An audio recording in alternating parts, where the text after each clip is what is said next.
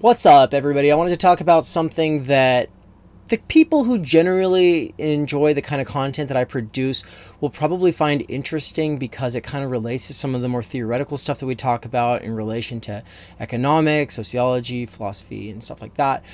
But make it relevant in a way that might connect with people who, generally speaking, aren't into theory, but care about praxis and see themselves as organizers of some type. And if you're an organizer, and let's just say that you're not even a political organizer, let's just say that you like to organize potlucks or game nights or whatever that might be. If you were using Facebook to organize events kind of in the last 7 years, let's say, then you might have noticed that the event organizing function on Facebook is less effective than it used to be.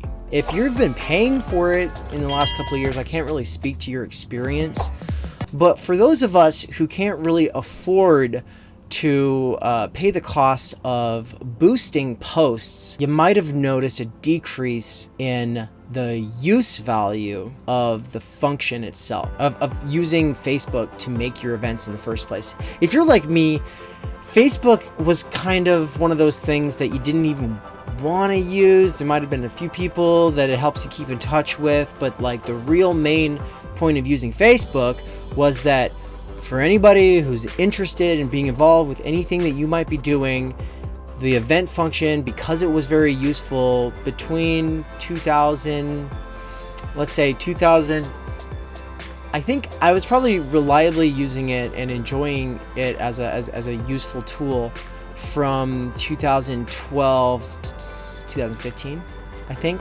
My timeline's a little iffy, but there was a point when it got when the boost came in as a feature. So for those who don't know, you can target audiences to have the event that you're organizing come up on certain types of people's timelines. You can target people by age, gender, interests, whatever. So basically, Facebook used to do its utmost to connect organized events with the people who might want to go.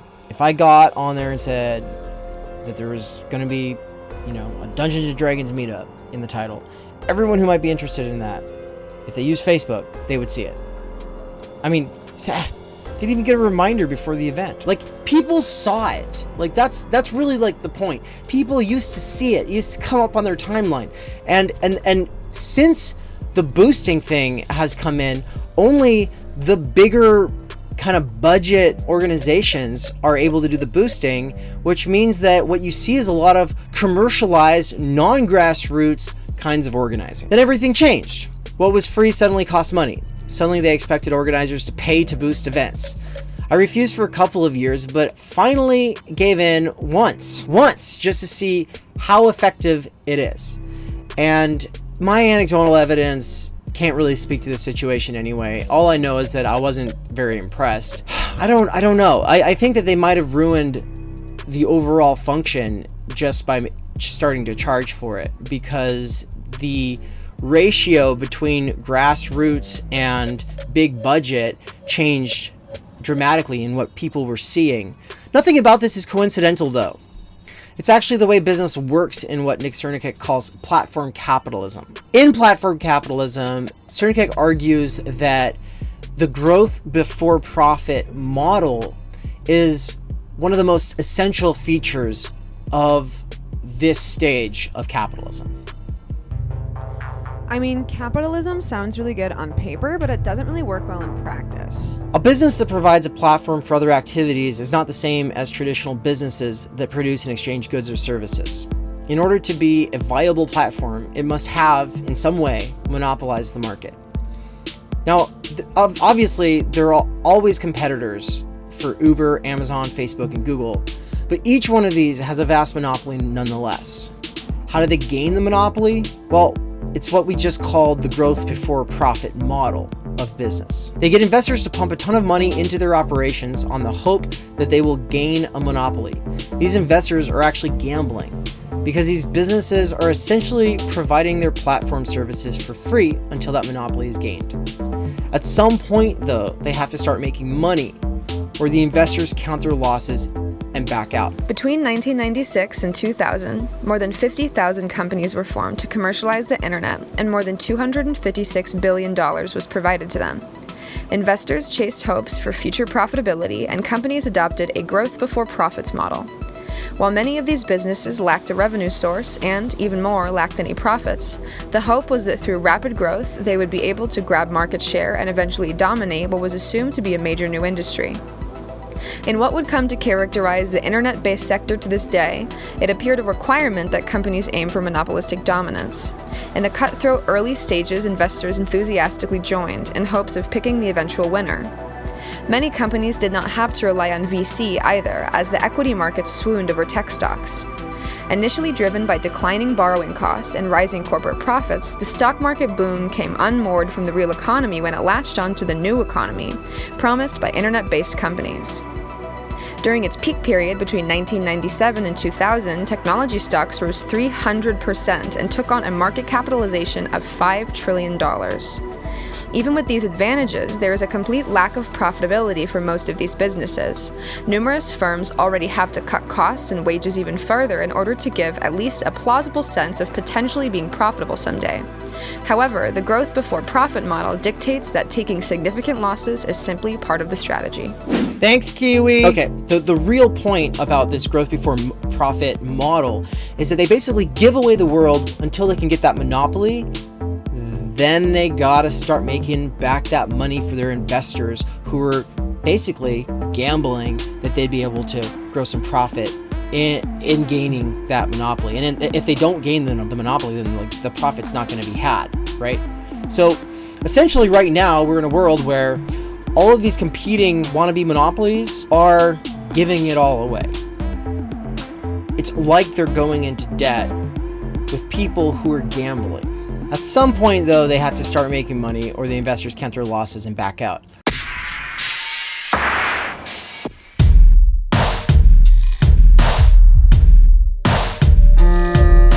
I still remember when I started using Evernote as my note-keeping app.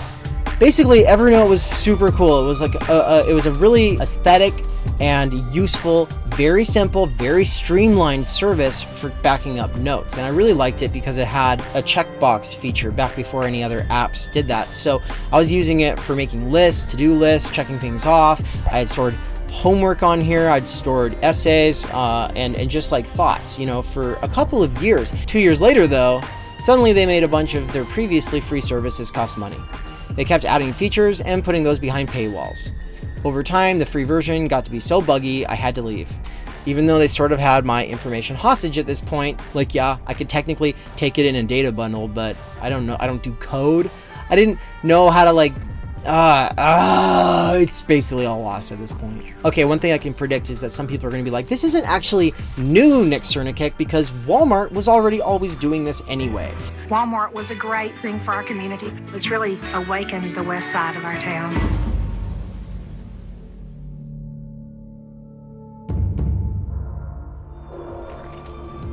Basically, Walmart is obviously one of the most successful companies in the world, and it's everywhere. But part of their strategy is that they would open up a Walmart in a local area and have the prices so low that they were taking a net loss on their profits in that area for like 10 years, however long it took to put everyone else, like anybody who was kind of struggling to get by, any mom pop store, any other like whatever might not be kind of barely surviving, they dropped their prices so low, they put those people all out of business, and then slowly but surely they raise the prices back up until they're basically at the same price levels, if not higher, than the competitors had been before then.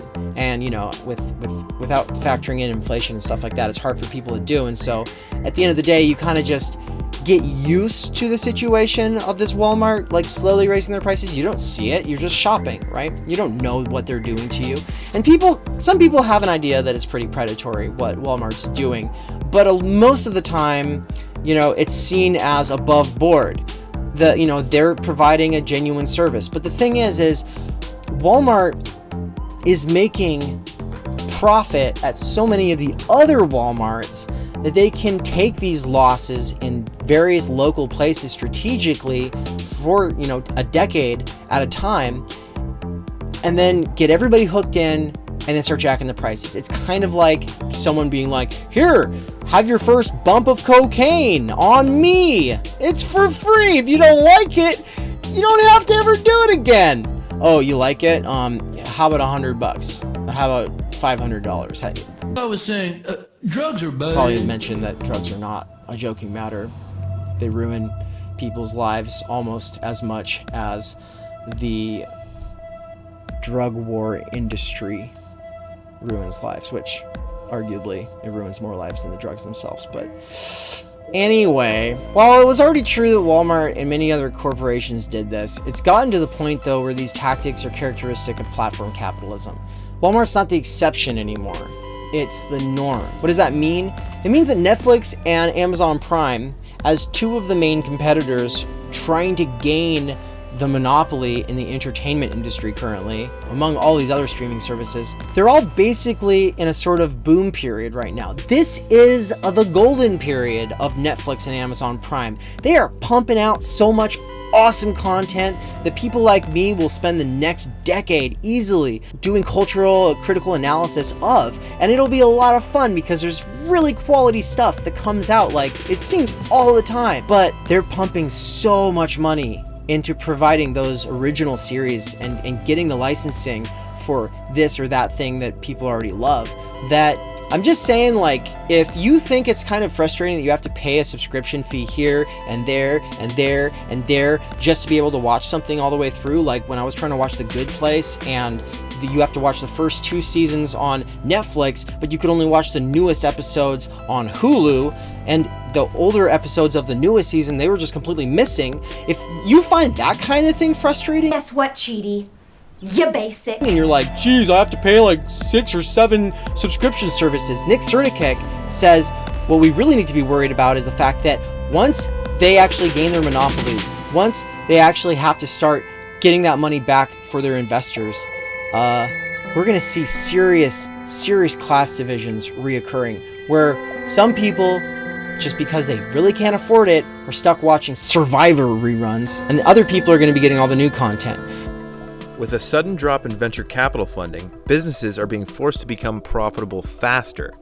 For many low-margin services, there are only 2 options: either go out of business or cut costs and increase prices. What is likely to happen is for a large number of these services to go out of business in the next couple years, while others will move towards becoming luxury services, providing on-demand convenience at high prices. Whereas the tech boom of the 1990s at least left us with the basis for the internet, the tech boom of the 2010s looks as though it will simply leave us with premium services for the rich. If advertising declines through some combination of economic crisis, ad blocking, and regulation, what will these platforms do? On the one hand, such a decline could accelerate the tendency towards enclosure. Ad blockers work on the open web, but in apps, the platform has full control over what appears. For Google, as the interface of the open web, enclosure is not a possibility. This leaves the other option, as suggested by Varian, a shift towards direct payments of some form, either rents, subscriptions, fees, micropayments, etc. Or there could be a massive expansion of micropayments, as the IoT enables every good to be turned into a service that charges by the use. Cars, computers, doors, refrigerators, toilets, numerous businesses are already salivating over this option. In this context, companies like Rolls-Royce, Uber, and GE may portend the future of platforms in any post-advertising environment. In this option, rent is extracted from the use of a service, and given the monopoly position of these platforms, alternatives remain out of reach. Combined with stagnant wages and rising inequality, this future depicts a world with a massively increased digital divide. Thanks, Swole. So I guess kind of my takeaway from all of this is that enjoy this while it lasts, right? If you're poor, at least you can watch, at least most poor people in the US have access to 1 or 2 of these streaming services. Maybe. If anything, they can use free trials and get new emails and use free trials. And then at the end of the day, you have the references, the social reference points, so you can connect with your coworkers, you can connect with your fellow students, whatever it is, you can get in on the things that they're talking about, and you'll have those cultural reference points. Like, it's possible right now.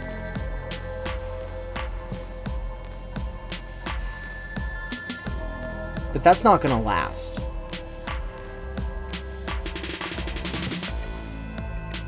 And I guess I just want to say, if this is this the best that late stage capitalism can offer us?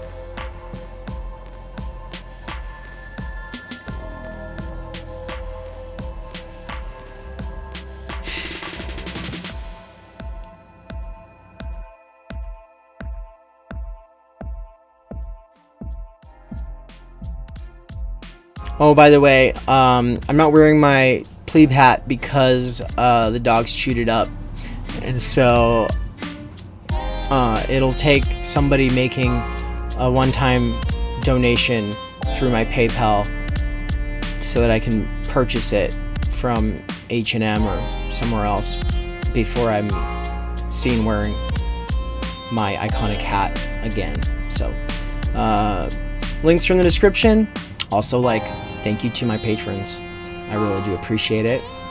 You help me eat better food and get coffee sometimes, because that's important. You also help me pay for my Adobe Suite. That's how I do all of my editing. I really appreciate that. You helped me purchase some of my equipment.